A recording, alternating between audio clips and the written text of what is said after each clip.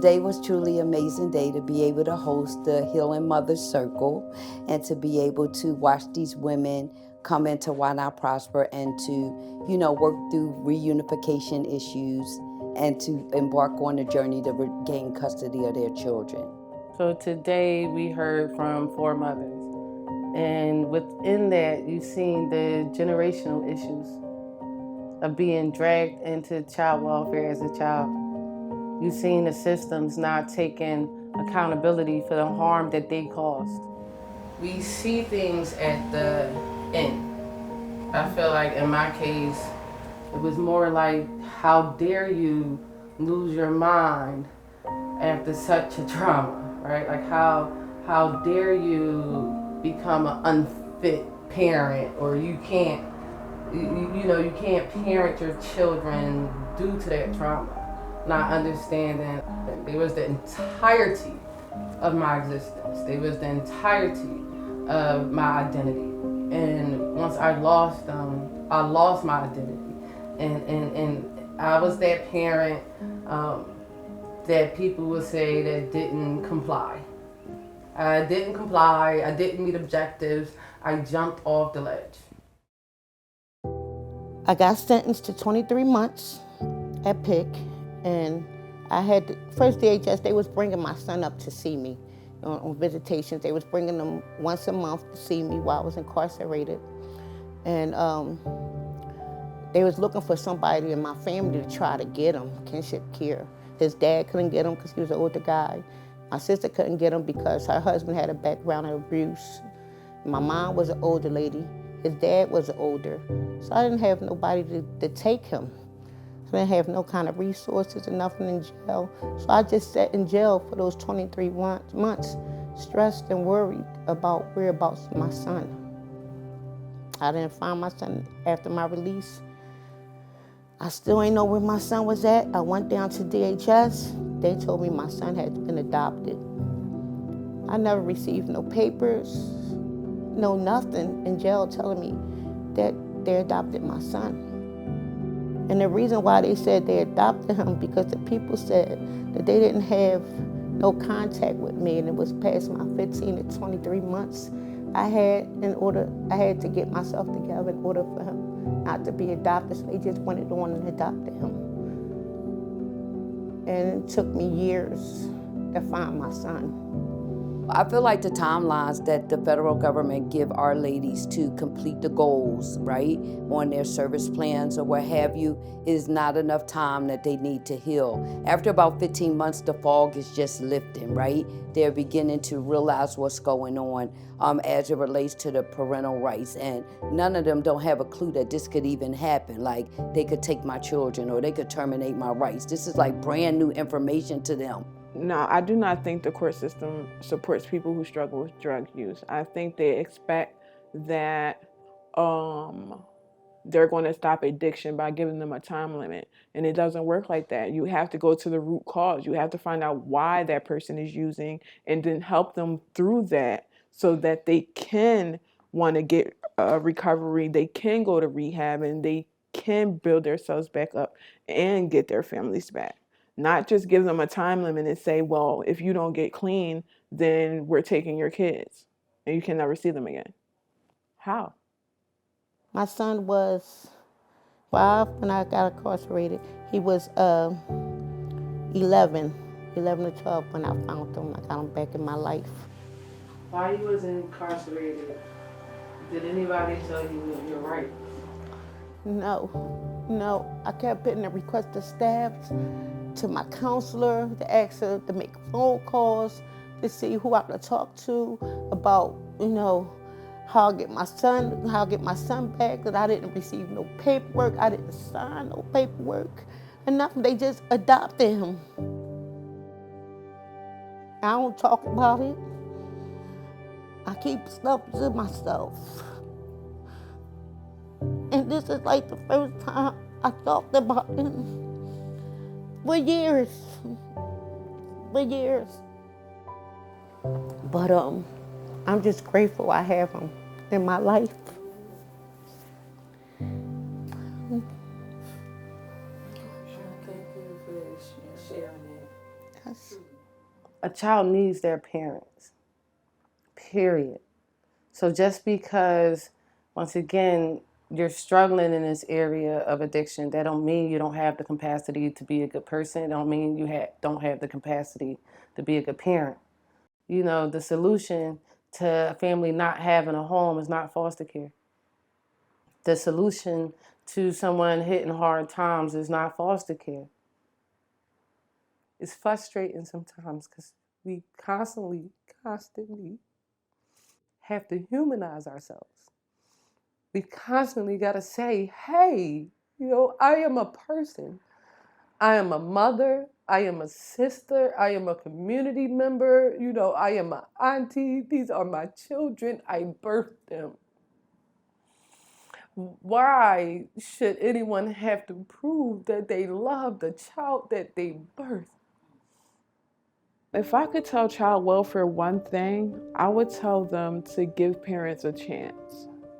Not a time limit, but a chance. Give them support. Find out what's going on. Dig a little deeper and actually help them. Don't take their kids away. That's not helping. That's only making things worse. Stop termination. Period. Period. Period. Because we tell people that they don't have the ability to change, that they don't have the ability to grow. So am I the same person sitting here talking to you? Am I that same person from 7.5 years ago when they got removed from me? No. Like, it's insane as a system to think that people don't have the ability to change. Don't count us out, right? We've made some mistakes. We're not our mistakes. We're not our experiences. And I would tell you that stop labeling them and stop judging them. Are we the only ones that make mistakes? Like, how many, I know plenty of parents that make mistakes, that don't get seatbelt and, don't get broken up. And first and foremost, like, we have to stop the terminations, period. Allow for room for us to come back and get our children. Allow for that. And then look at why the hell we took them in the first place. Give us a chance to learn who we are, instead of just giving us this time limit and go to rehab, do this, do that. Give us a chance, work with us so we can work on getting our kids. It took me a year to gather up enough nerve and heart to even fight. It took me that same year to come through this program that we're sitting in to recognize that I had a story. I wasn't this horrible person, that I didn't have, character deficits, that I didn't, it wasn't a moral felony. I was just a human being that went through something traumatic, that reacted to my trauma, and no one asked that question. I was taken by DHS from my mom when I was 2 years old. I went into 2 different foster homes. Neither one of them were good to me. And the entire time, I just wished I was with my mom. It didn't matter why they took me from her. That's my mom. I didn't care what she did. She's my mom. She's always going to be my mom. What if we actually helped people? What if the system actually helped? Instead of leaving us damaged and needing to find a space to fill. The Healing Mothers Circle is important to me because I know firsthand what it's like to try to get your children back, to lose them to the system. When I was in active addiction and incarcerated, I had the same feat, right?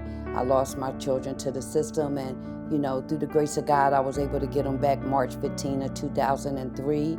And so I feel like, these Healing Mother Circles are so important, and they're vital to their recovery, and they're vital to their reentry process, because when they lose their children, it seems like all hope is lost at that time. And it's really hard for them to stay clean. It's really hard for them to focus on anything once those rights are terminated. That's kind of full circle for me. I came out of this program. So a lot of the tears that I shed for my children happened in this very house. So to come back and talk to other women, like it was just so powerful and so healing for me. Like I had to step out quite a few times just to get my emotions together. Like, cause at the end of the day, like I recognize that I have my children home. And sometimes that seemed unfair. Not unfair that, you know, I didn't deserve my children back, but unfair that other parents, like, don't have theirs. Like, didn't make it back. Their children didn't make it home. They didn't beat that timeline. Honestly, it took me a year through this process of trying to figure out who I am and why I lost my children in the first place and why I was doing what I was doing. So, like, if it wasn't for family that said, like, no, we don't want to adopt, right? That village that I had kind of saved me. And it's sad because you see other females and other women and so many other people that has that same village, but it's forced, you know, forced to never see their children again or see their children on someone else's time. Like we're not human or we don't have the ability to change. I'm not that crackhead junkie that they told me I was. And to come here and do this video, just complete full circle. Like I'm walking away with a lot internally from this. Let's call on each other. Because we are not our worst moments. We are not who they painted us to be. And we're sitting here as proof that we're so much more. So much more. Thank y'all. I love y'all. Love you too. Love you too. Great job, team!